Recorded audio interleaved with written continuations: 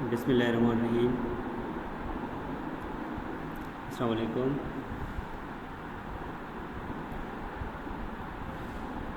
Imamdin Chanu is here. I am chemistry lecturer at EPSEC Badin Kent. Chapter number 2, acid bases and salts. Lecture number 5 for 10th Federal Board.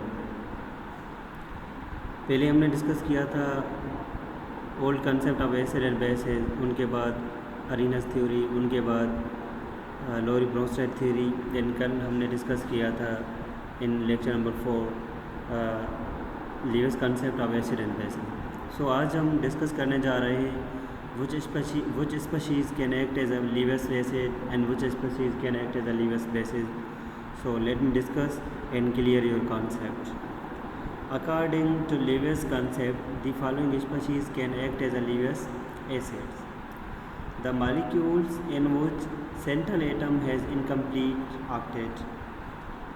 क्योंकि कल हमने discuss किया था Lewis acid वो Lewis acids और electron pair acceptor. जो Lewis acids होते हैं वो इलेक्ट्रॉन पेयर क्या होते हैं? एक्सेप्टर होते हैं। इलेक्ट्रॉन पेयर वही एक्सेप्ट करता है जिसके पास इलेक्ट्रॉन की गुंजाइश होती है, डिफिशिएंसी होती है, कमी होती है।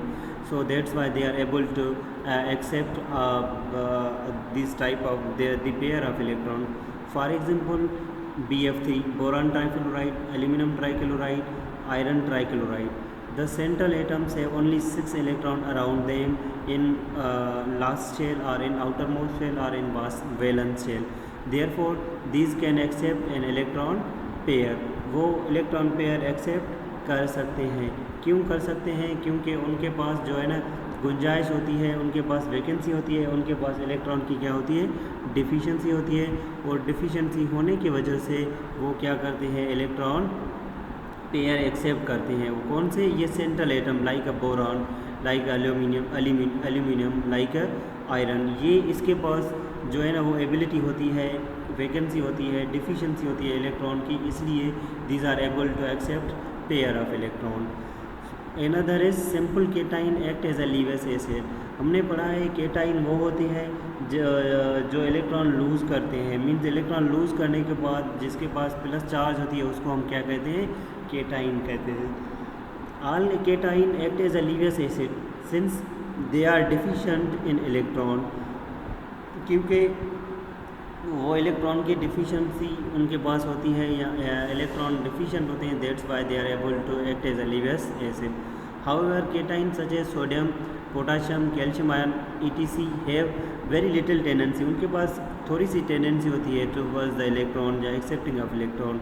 While cation like hydrogen this is considered as a proton, क्योंकि इसके लास्ट शेल में सिर्फ जो इसका लास्ट शेल होता है वो है एस सब शेल है। उनके पास उनके जो है ना कंप्लीट करने के लिए इसको 2 इलेक्ट्रॉन चाहिए या पेयर ऑफ इलेक्ट्रॉन चाहिए। जस्ट लाइक सिल्वर को भी इलेक्ट्रॉन चाहिए। So ETC have greater electron acceptance tendency, therefore act as a Lewis acid. तो इसलिए जो है ना वो एक्ट करते हैं लीवियस एसिड। सो यहाँ पे हमारा कॉन्सेप्ट क्लियर हो गया कि लीवियस एसिड वही होते हैं जिसके पास इलेक्ट्रॉन की कमी होती है या जिसके पास इलेक्ट्रॉन की क्या होती है? डिफिशिएंसी होती है। So electron deficients are considered are said to be as a Lewis acid. यहाँ पे ये कॉन्सेप्ट क्लियर होना चाहिए। So according to Lewis concept the following species can act as a Lewis bases. जैसे कल हमने डिस्कस किया लेक्चर नंबर 4 में हमने डिस्कस किया था कि इलेक्ट्रॉन जो डोनेट करते हैं, electron donors are said to be as a Lewis bases, क्योंकि उनके पास इलेक्ट्रॉन ज़्यादा होते हैं और ज़्यादा होने की वजह से वो एक्ट करते हैं as a Lewis bases. Neutral species having at least 1 lone pair of electron. So means वो न्यूट्रल ही होना चाहिए, लेकिन उनके पास एक लोन पेयर इलेक्ट्रॉन का लाजमी होना चाहिए। फॉर एग्जांपल अमोनिया में नाइट्रोजन के पास एक लोन पेयर है, अमाइन में नाइट्रोजन के पास एक लोन पेयर है, अल्कोहल में ऑक्सीजन के पास 2 लोन पेयर्स हैं। Act as a Lewis bases because they contain lone pair of electron, इसलिए क्योंकि उनके पास इलेक्ट्रॉन के लोन पेयर मौजूद है। So these are sufficient of electron, these are rich in electron, so they can act as a Lewis bases. Negatively charge species are anions. Species जिसके पास negative charge होती है या उसको हम एनाइन कहते हैं। For example chloride, cyanide, hydroxide ETC act as a Lewis bases. जैसे कि अब साइनाइड, यहाँ पे नाइट्रोजन पे नेगेटिव चार्ज है, मींस इसका मतलब ये है इसके पास क्या है, नेगेटिव चार्ज में इलेक्ट्रॉन रिच है। क्लोरीन के पास नेगेटिव चार्ज है, means it is rich in electron. OH के पास negative means it is rich in electron. जो स्पीशीज़ इलेक्ट्रॉन में रिच होता है वो एक्ट कर सकता है एज अ लीवियस बेसिस। जो स्पीशीज़ जो इलेक्ट्रॉन पुअर होता है या डिफिशिएंट होता है वो एक्ट कर सकता है as a Lewis acid. So summary of theories of acid and bases. Concept acid, bases and product.